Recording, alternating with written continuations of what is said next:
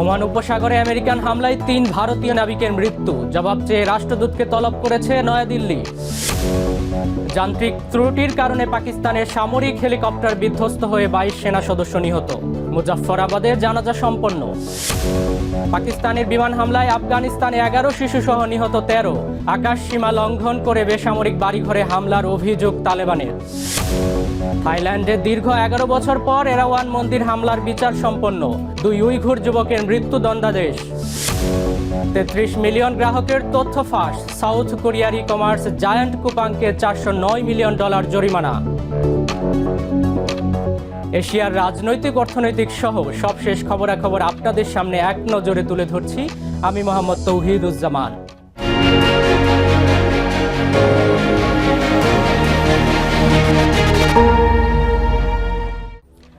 Oman উপকূলে একটি তেলবাহী ট্যাঙ্কারে American সামরিক বাহিনীর বিমান হামলায় ৩ ভারতীয় নাবিকের মৃত্যু হয়েছে। ইরান বিরোধী অবরোধের অংশ হিসেবে এমটি সেত্তেবেলো নামের ওই বাণিজ্যিক জাহাজে বোমাবর্ষণ করে আমেরিকান সেন্ট্রাল কমান্ড সেন্টকম।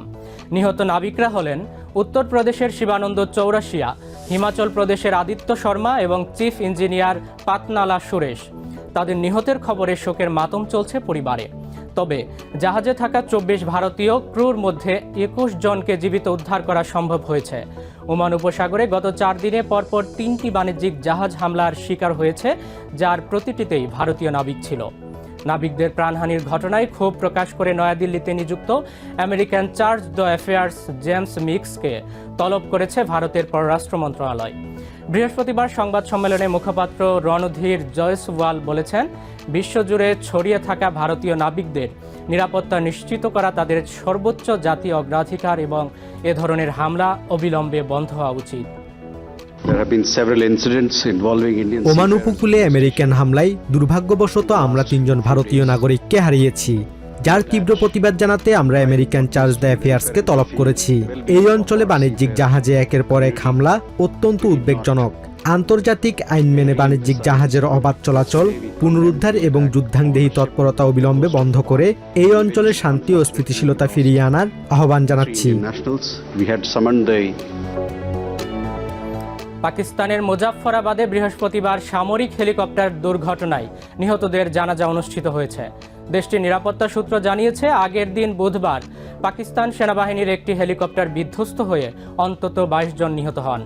জানাজার অনুষ্ঠানে সামরিক কর্মকর্তা, স্থানীয় বাসিন্দা এবং নিহতদের স্বজনরা অংশ নেন। জাতীয় পতাকায় মোড়ানো কফিনগুলো জানাজার স্থানে আনা হলে শোকাহত মানুষ নিহতদের প্রতি শেষ শ্রদ্ধা জানান এবং তাদের আত্মার মাগফিরাত কামনা করে দোয়া করেন।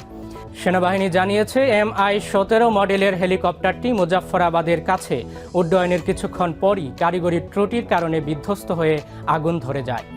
এতে থাকা সব সেনা সদস্য নিহত হয়েছেন এবং কাউকে জীবিত উদ্ধার করা সম্ভব হয়নি। দুর্ঘটনার পরপরই উদ্ধারকারী দল ঘটনাস্থলে পৌঁছে উদ্ধার অভিযান চালায়। দুর্ঘটনার সঠিক কারণ অনুসন্ধানে একটি তদন্ত বোর্ড গঠন করা হয়েছে। পাকিস্তানের বিমান বাহিনীর হামলায় আফগানিস্তানের ৩টি প্রদেশে অন্তত ১৩ জন নিহত হয়েছেন, যাদের মধ্যে ১১ জনই শিশু। বুধবারের এই হামলার ঘটনায় চলতি বছরের শত শত প্রাণহানি ঘটানো দুই দেশের সীমান্ত সংঘাত নতুন করে তীব্র হয়েছে বলে জানিয়েছে আফগান তালেবান সরকার। তালেবানের মুখপাত্র জাবিউল্লাহ মুজাহিদ জানান, কুনার, খোস্ত ও পাকতিকা প্রদেশে আফগান আকাশসীমা লঙ্ঘন করে বেসামরিক বাড়িঘরে বোমা হামলা চালানো হয়েছে। এতে আরও অন্তত ১৪ জন আহত হয়েছেন, যাদের সবাই নারী ও শিশু। অন্যদিকে পাকিস্তান দাবি করেছে, পাকিস্তান আফগানিস্তান সীমান্তে চালানো পরিমিত ও লক্ষ্যভিত্তিক এসব হামলায় ২৬ জন সশস্ত্র যোদ্ধা নিহত হয়েছেন।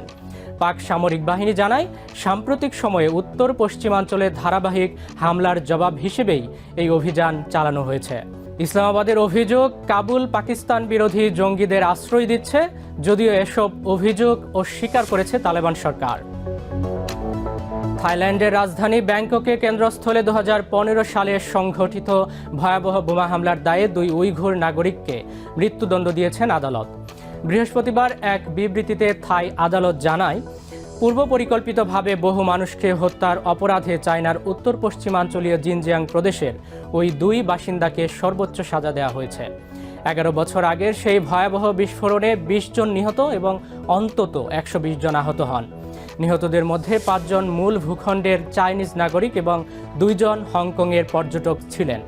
সে সময় ব্যাংককের অত্যন্ত জনপ্রিয় পর্যটন কেন্দ্র এরাওয়ান মন্দিরে এই হামলা চালানো হয়েছিল। আদালতের এই রায়ের পর আসামি পক্ষের আইনজীবী সুচাত কানপাই সাংবাদিকদের জানিয়েছেন তারা এই রায়ের বিরুদ্ধে আগামী 1 মাসের মধ্যে উচ্চ আদালতে আপিল করবেন। গ্রাহকদের বিপুল পরিমাণ তথ্য ফাঁস এবং অবৈধ ব্যক্তিগত তথ্য সংগ্রহের দায়ে ই কমার্স জায়ান্ট কুপাংকে $409 মিলিয়ন জরিমানা করা হয়েছে বলে জানিয়েছে সাউথ কোরিয়ার ব্যক্তিগত তথ্য সুরক্ষা নিয়ন্ত্রক সংস্থা। বৃহস্পতিবার নিয়ন্ত্রক সংস্থার চেয়ারম্যান সং কিয়ং হি এক সংবাদ সম্মেলনে বলেন, এটি কোনো অত্যাধুনিক হ্যাকিংয়ের কারণে ঘটেনি। কুপাংয়ের নিরাপত্তা ব্যবস্থা ও তদারকির ঘাটতির কারণেই এই ঘটনা ঘটেছে। দেশটির ইতিহাসে কোনো প্রতিষ্ঠানের বিরুদ্ধে তথ্য ফাঁসের ঘটনার আরোপিত সবচেয়ে বড় আর্থিক জরিমানা এটি।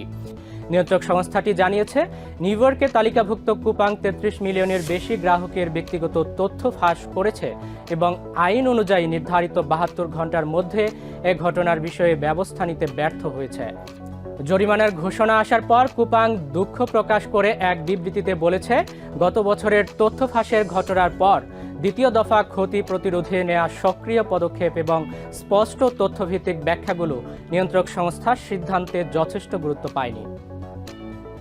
개인정보 유출 및 타사 온라인 আমরা সিদ্ধান্তে পৌঁছেছি যে কুপাংয়ের গ্রাহকদের ব্যক্তিগত তথ্য ফাঁস এবং তৃতীয় পক্ষের অনলাইন কার্যক্রম সংক্রান্ত তথ্য অনুমতি ছাড়া সংগ্রহ করা নিরাপত্তা বিধি ও ব্যক্তিগত তথ্য সংগ্রহ ব্যবহারের নিয়ম লঙ্ঘনের শামিল। তাই প্রতিষ্ঠানটির বিরুদ্ধে মোট 624.681 বিলিয়ন ওন জরিমানা এবং 16.8 মিলিয়ন ওন প্রশাসনিক দণ্ড আরোপ করা হয়েছে। 비약적으로 성장한 기업입니다.